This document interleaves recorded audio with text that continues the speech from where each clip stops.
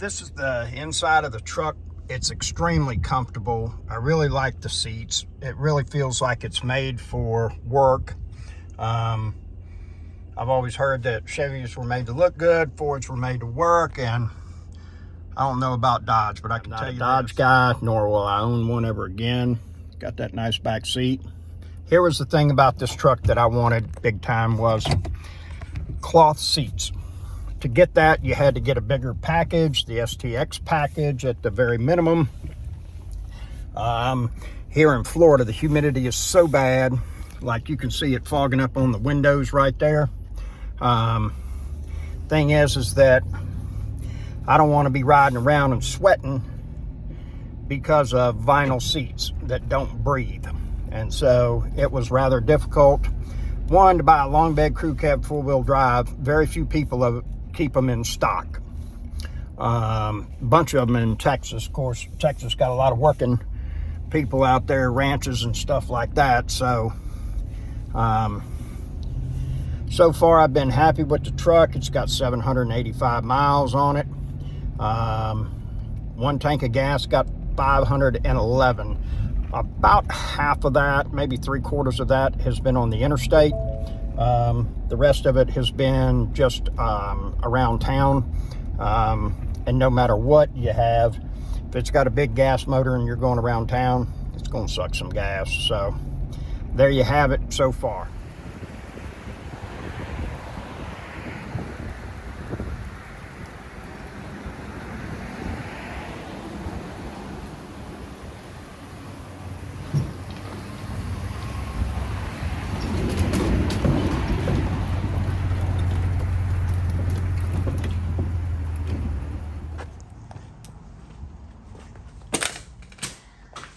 What are you doing? So right on, who's going in the attic near you?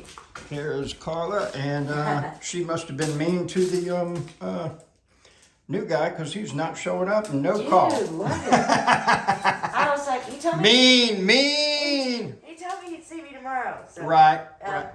It pulls that trailer real nicely. I do like a long bed. However, this truck is about 9 inches longer than the Dodge, and I about got myself into a jam. Got into a very hoity-toity type of neighborhood that ain't got no cul-de-sacs, and we ended up having to back into somebody's driveway and get out of the truck about 8 times, make sure I didn't back into anything, get turned around. So it just finding out the turning radius. We're gonna go pick up that dump trailer. Carla got some donuts delivered that had bacon on them. If you've never had one of those, you owe it to yourself. Talk about phenomenal, they are. We're headed to get the dump trailer, get hooked up, and then we're headed to the landfill. Might be the time that I get to put it in four-wheel drive. We'll just see how it does. When I started out, I had a long bed Chevy crew cab work truck, manual windows, door locks, vinyl, bottom of the line. It did have air conditioning and an AM/FM radio. Great truck, had the 6.0.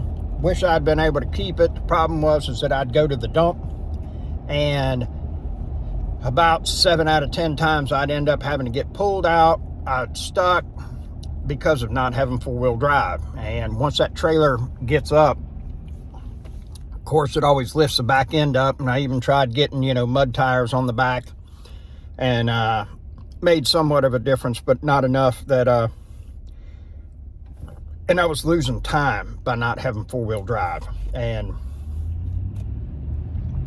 I have yet to get stuck out there and not be able to get out with four-wheel drive. And so that has been a good change. And there's many times that Dodge that I would have to engage it to be able to pull away.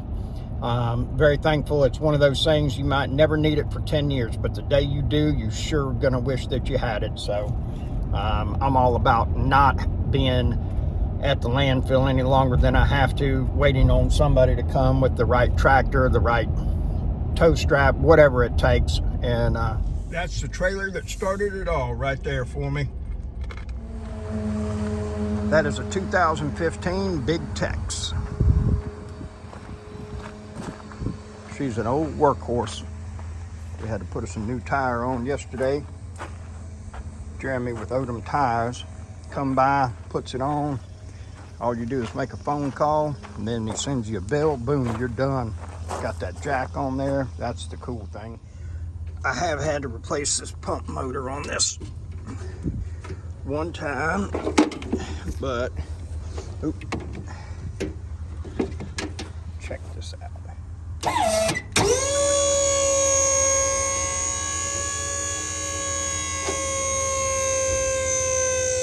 None of that cranking.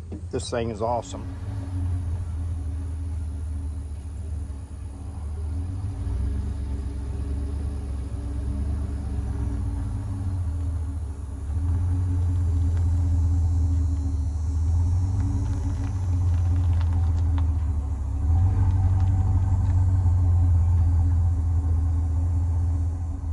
Now, me personally, I take my coupler off and install it whenever I come and pick up trailers. It's just kind of like an anti-theft device, so to speak.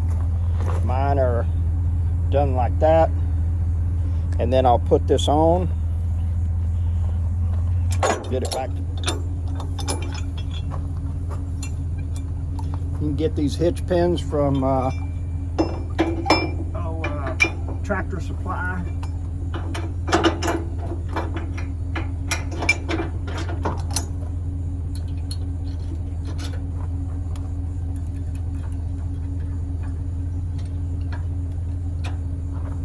And then we'll just back her on up and lower it down.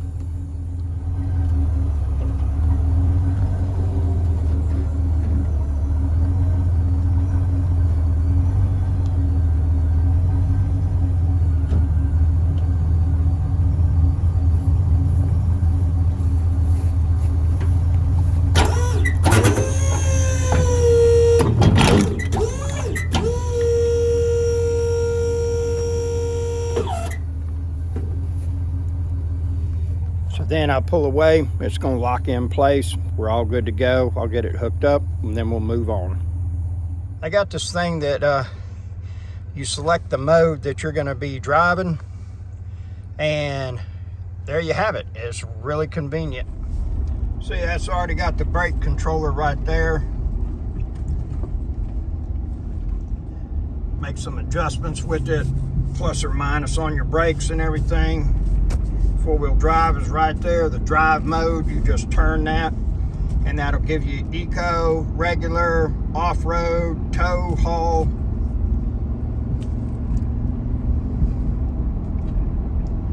Good. Seems to be a pretty good truck so far. Been about 6 miles so far. It feels good. I imagine there's probably about 2 tons in the trailer. Trailer weighs 4,000 pounds. It feels pretty solid, and I'm happy about that. I don't think that when I come to an intersection that it's going to blow on through, that if I have to really get hard on the brakes. Didn't feel that way with the Dodge either. I've seen people with half-ton trucks that are pulling 14-foot dump trailers with, I know, 8,000 to 10,000 pounds of shingles in them.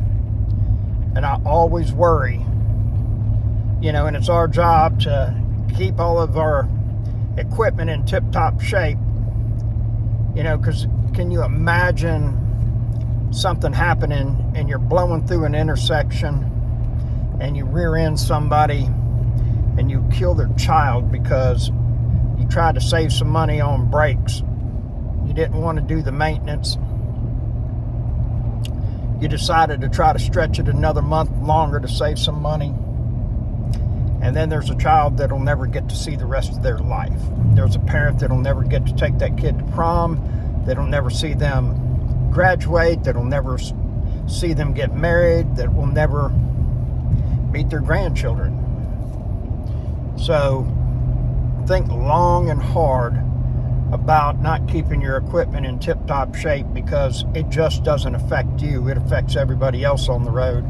Like, you know, going down and then all of a sudden something happens, your coupler comes off, your wheels come off, or, you know, something of that nature. And, you know, and all of that stuff could have been prevented. Here we are at the scale house. We're gonna get weighed in. That's where the vehicles go to unload by hand. And then we go way up there on top and we'll back up and dump. You can see somebody up there already. Even though it's got that 7-speed transmission, we're going uphill. It's still in 3rd gear. I like that.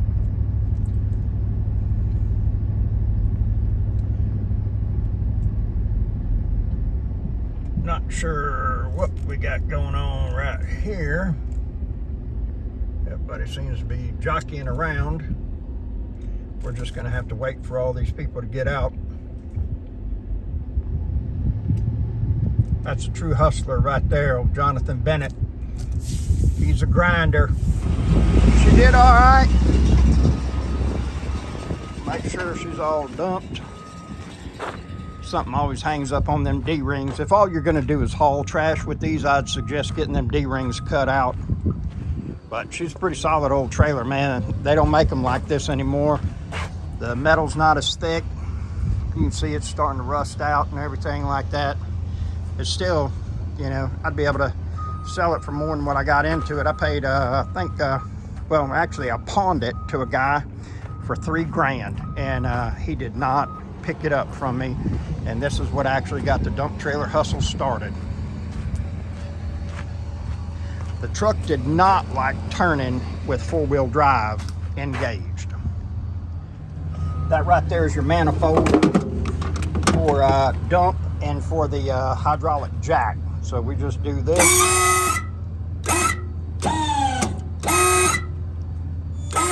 About to have a mishap, and we're about to have to find a wrench and release the pressure on that. I don't know what the deal is.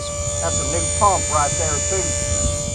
But we'll get it down and worry about it another day, you know what I mean? And then you take that, close her up. She's a pretty good old turd. Now, you know the old saying, that's gonna leave a mark. I highly recommend always buying WeatherTech mats. My goodness. You want to talk about a nice product. These things sure fit well. Got them on that side too. All right, got to have the official Buc-ee's cup. That was our charge, $137, 3 tons. So this was pulling 10,000 pounds. Very happy with it. One of the things that I need to do is to lower the hitch on the truck. You see how the trailer is jacked up in the front. It needs to be level, or actually lower, because if you load it from the back, then what it does is it lifts the rear end on the truck up, the front of the trailer, and it becomes unstable and it wants to go back and forth on you. And I could definitely tell, so I need to lower that next time. Those WeatherTech mats are sure are nice. I hate having carpet in a work truck, but you know, the situation was I needed to get something, or I did not want to come home empty-handed. Got the bed liner done by a buddy of mine with a body shop here in Pensacola. And then, you know, you gotta have work gloves, gotta have a couple tools. And got the WeatherTech mat back here, seats, got a little bit of dirt right there, and got some mower blades. It's a nice truck. It'll work. And I don't know what all we got back here. Oh, look at that. Fold down drink holders, everything. Pretty cool. I want to show y'all something right here so y'all can be a witness and everything. You see this right here? Oh, there's the first piece of trash put down. Boom, there you have it. That's what happens when you run over paint and the trailer is dropped. That's how I'd leave it, all the way down at the ground. If a thief comes by and they're looking at it, it's like, oh man, that might be too much work and everything.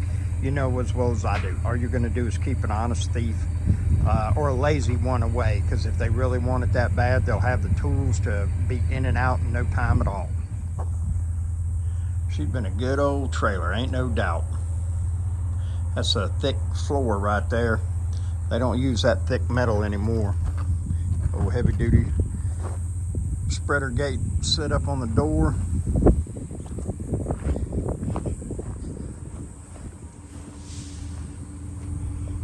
She's a good old money maker right there, ain't no doubt.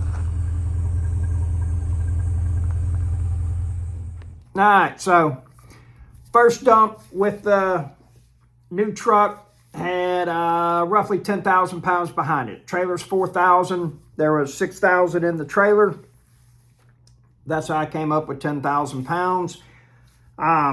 Satisfied, very. The only thing that you're never going to get away from with a gas truck is when you're first starting out. A diesel's got, like that truck right there has probably got, I think it's like 415 foot-pounds of torque. The 6.7 has got like 9 something. The high output has got over 1,200 foot-pounds of torque. Horsepower is almost the same, real close. I don't know about the high output, but the regular 6.7, Duramax is right in line with everything pretty much. It's, you're the only other way you're going to do it is if you get you a real low rear end, put in one, and then, you're sacrificing all kinds of stuff. That truck right there's got a on-demand locking differential. The other thing is that it's got a 373 gear ratio. If it got to a 410 or I don't know what the equivalent in Ford is, or like a 456 or something like that, then you're looking at a truck that's not going to go over 60 miles an hour, and it's going to be whining and screaming because of the RPMs, but it will definitely be pulling. If I was to build a truck, that was going to be strictly for pulling, and I was going to try to be the dump trailer king, I would definitely be doing that. And if you're going to do four-wheel drive, make sure that you get the gear ratio changed in your front end as well. The thing about it is, the way that a diesel motor works and reacts is just different than a gas motor. There's no way to get around that. So, the thing about it is that, there's trade-offs with everything. That Dodge Cummins, the 2021 that I had, 3,500, nice truck, love the power on it and everything. I just didn't like, $700-800 a month in maintenance with oil changes. It was a lot. And, I know, guys are all, well, I change my own oil and everything. I get it. I'm not set up as far as I don't have a place to do that type of work where it's convenient. It'd be extremely aggravating for me to do it and everything like that. So, that's just not going to happen. My days of crawling underneath vehicles and things of that nature are done. I've gone without. I've changed a lot of oil myself, so I could get to a point where I didn't have to do it anymore and I could pay somebody else to, and we're there. So, as of right now, the 2024 6.8 liter F250 crew cab four-wheel drive gets thumbs up. And maybe I'll do a comparison to the, I think it's an 01 extended cab short bed four-wheel drive that I have that's got the 496 in it. 8.1 Vortec. It's got the Allison transmission. It's the backup truck for pulling. It will pull and it will pass anything but a gas station. I'm here to tell you. However, for the money that I was into it on it and everything, it's a great truck. I really enjoy it. It's very comfortable. For some reason, they tend to use a lot of oil, and it's just not mine. I'm in a couple forums with the 8.1 liters. I think they quit making them in 06 or 07. And so they're kind of, and they didn't make a whole lot of them. And so, if you come across one, it would be a good addition if you can put it in the fleet and, and there's a use for it. I'm not trying to justify anybody going out and spending any money that they don't need to. But there you have it. That's been my experience with the first dump pull with the F250. Have a great day. If you need or want 15 minutes of my time, just send me an email with a phone number and I will give you a call.